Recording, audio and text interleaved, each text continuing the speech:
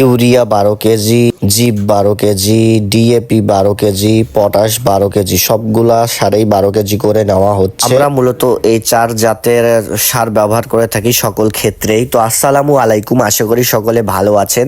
দেখে বুঝতে পারছেন যে সার তৈরি করা হচ্ছে। গরু লালন পালনের ক্ষেত্রে ঘাসের বিকল্প বলে কোনো কিছু নাই, যার জন্য আমরা ঘাস চাষ করতে যাচ্ছি।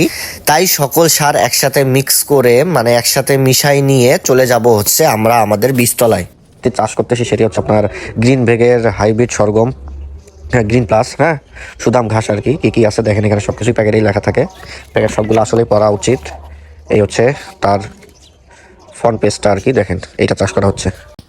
প্রচণ্ড শীত, প্রচণ্ড ঠান্ডা, বলার মতো না আপনাদেরকে কিভাবে বুঝাবো। হ্যাঁ, শরীর একদম থরথর করে কাঁপতেছে।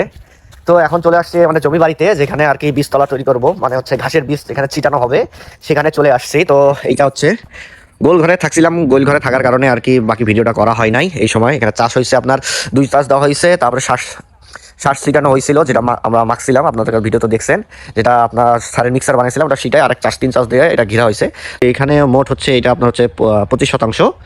তো আমরা মূলত ঘাসের বীজটা একটু অন্যভাবে ছিটাবো, একটু ইউনিক নিয়মটা হয়তো অনেকে জানেন, তারপর এইভাবে কেউ ছিটায় না, আমরা আমাদের মতো করে ছিটাবো। তো পাশে থাকি। এই হচ্ছে বীজ, হ্যাঁ মানটা ভালো আছে, দেখে শুনে নিবে, অত অনেক জায়গায় ফেক থাকে, দেখে শুনে নেবেন। দাগ তো দেখতে পাচ্ছেন, চেনা লাগে, আলু যেভাবে গাড়ে আর কি, এইভাবে তার দিয়ে এই যে এইভাবে গাড়বো। এই হচ্ছে আমাদের বীজ।